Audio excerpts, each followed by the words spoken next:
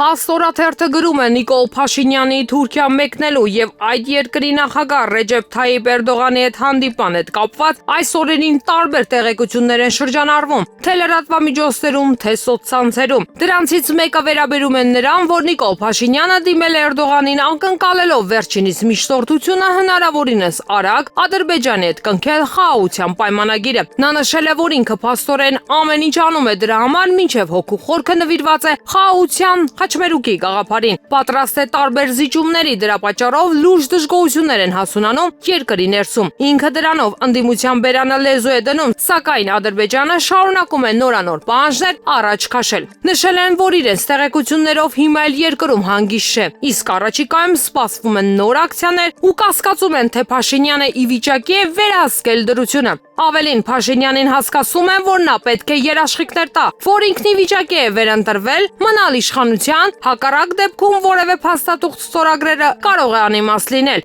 Մեր աղբյուրների փոխանցմամբ հենց դրանով է պայմանավորված այն հանգամանքը, որ հենց Թուրքիա կատարած այցի օրը Էրդողանին հանդիպելուց առաջ Փաշինյանի հրահանգով իրավապահները բերման ենթարկելու ցուցադրական լայնածավալ օպերացիա էին իրականացնում ընդդիմադիր տարբեր ուժերի, այդ թվում Սրբազան պայքարի ներկայացուցիչների շրջանում, որպեսզի Էրդողանին ցույց տա ինքը տիրապետում է իրավիճակին։ Ժողովուրդ օրաթերթը գրում է Ազգային ժողովի Հայաստան խմբակցության քարտուղար Արծվիկ Մինասյանը ժողովուրդ օրաթերթի տեղեկություններով բանավոր դիմել է Ազգային ժողովի խորհրդի անդամներին, հորդորելով իր անձեռնմխելիությունից զրկելու հարցը շտապ կարգով քննարկել։ Բանն այն է, որ Հայաստանի Հանրապետության գլխավոր դատախազ Աննա Վարդապետյանը միջնորդագիր էր ներկայացել Ազգային ժողովի նախագահ Ալեն Սիմոնյանին թույլ տալու հանրային քրեական հետապնդում հարուցել Ազգային ժողովի Հայաստան խմբակցության ղեկավար Սեյրան Օհանյանի եւ խմբակցության քարտուղար Արծվիկ Մինասյանի նկատմամբ։ Անձեռնմխելիությունից զրկելու եւ քրեական վարույթ նախաձեռնելու հարցը ըստ քպական մեր աղբյուրների փոխանցման կանեն հուլիսի սկզբին։ Իդեպ ժողովուրդ օրաթերթի տեղեկությունների համաձայն Հայաստան խմբակցության ղեկավար Սեյրան Օհանյանն էլ հակառակ Արծվիկ Մինասյանի նպատակ ունի իր հարցի քննարկումը բոյկոտելու։ Նա ներկա չի գտնվի, քանի որ ըստ Օհանյանի սա իշխանությունների հերթական շոուն էր։ Հրապարակ թերթը գրում է շաբաթ օրը տեղի էր ունեցել Գյումրու համայնքապետ Վարդան Ղուկասյանի դստեր հարսանիքը։ Միջոցառումն անցկացվել է աննախադեպ համեստ պայմաններում, ամենամոտ հարազատներն էին միայն ներկա գտնվել։ Սա եղել է հարսացուի ցանկությունը առանց ավելորդ աղմուկի ճոխությունների մինի խնջույք ունենալ։ Անկամ Գյումրիում քչերն են իմացել, որ Վարդանիկի աղջկա հարսանիքն է։ Հիշեցնենք տարիներ առաջ Ղուկասյանի դստեր Մանիայի նշանադրության օրը նրա փեսացուին սպանված գտան։ Դեպքը տեղի էր ունեցել 2012 ապրիլի 12-ին, երբ Վարդան Ղուկասյանը դեռ Գյումրու քաղաքապետն էր։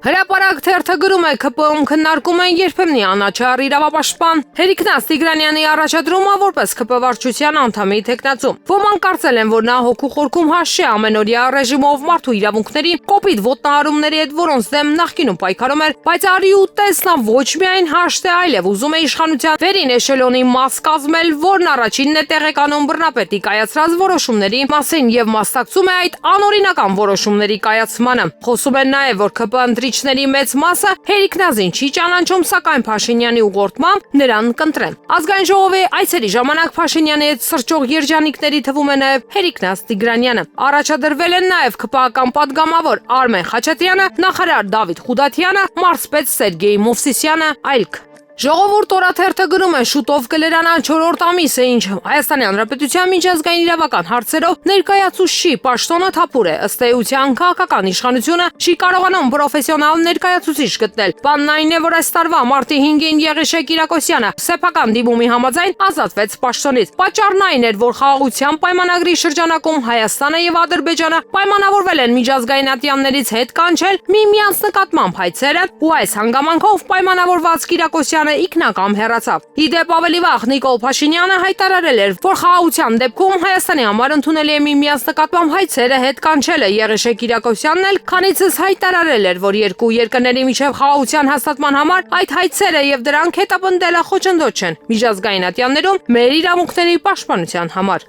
Իրավունք թերթը գրում է Արցախցի կամանդույու Բաբայանն այս օրերին ակտիվ նախընտրական հանդիպումների մեջ է Արցախցի հեղինակություն ունեցող տարբեր ոլորտի ներկայացուցիչների հետ։ Մասնավորապես նրա մոտ կանգնած աղբյուրների համաձայն նա որոշել է Փաշինյանին իրական ընդդիմություն դառնալ, քանի որ վերջինը բավարարել այն պահանջները, որոնք առաջ են քաշվել նրա կողմից։ Կամանդույու էլ ըստ շրջանառվող լուրերի վերեկացել ու հայտարարել. «Քուաշնիկով խաղն ավարտվեց, հիմա դու պիտի ընկնես իմ հետևից»։ Ասում են, որ վերջինիս որոշումը իր շուրջ լուրջ համախմբում է առաջացրել։ Իրավունք թերթը գրում է ՔՊՕ-ում մեկնարկել է լավ տղերքի որսը, մասնավորապես ՔՊ լավատեղյակ աղբյուրների փոխանցմամբ մարզային պատասխանատուներին հրանգվել է գտնել ու իրենց դաշտ բերել մարզային գործարարների հարգանք վայելող տղերքին։ Ընդ որում շրջանառվող լուրերի Փաշինյանը թիմակիցներին ասել է, որ այդ գործընթացում կարող են ամենատարբեր ոլորտներում կանաչ լույս վառել նորընծակ ԿՊԱ-ականների համար, ինչի վրա էլ հենվելով մարզային ղեկավարներն ընկել են դռնեդուռ։ Իրավունք թերթը գրում է Նիկոլ Փաշինյանը Facebook-ից դուրս եկավ ու պարզեց, որ իրեն աջակցում են միայն թշնամական պետության մեջ, այն էլ միայն թշնամիները ու մեկ էլ հայ կաթոլիկ եկեղեցու ներկայացուցիչները։ Իրավունքի տեղեկություններով Թուրքիայի մայրաքաղաք Անկարայում Նիկոլ Փաշինյանի հանդիպումը տեղի հայ համայնքի ներկայացուցիչների հետ անցկացվել է ակնհայտ սառնությամբ ու առանց հայ առաքելական եկեղեցու ներկայության։ Պոլսո հայոց պատրիարք Քարանը բացայտորեն մերժել է Փաշինյանի հրավերը, չմասնակցելով նրա հետ հանդիպման ոչ հոգևորականների, ոչ էլ աշխարհիկ եկեղեցասեր ներկայացուցիչների մակարդակով։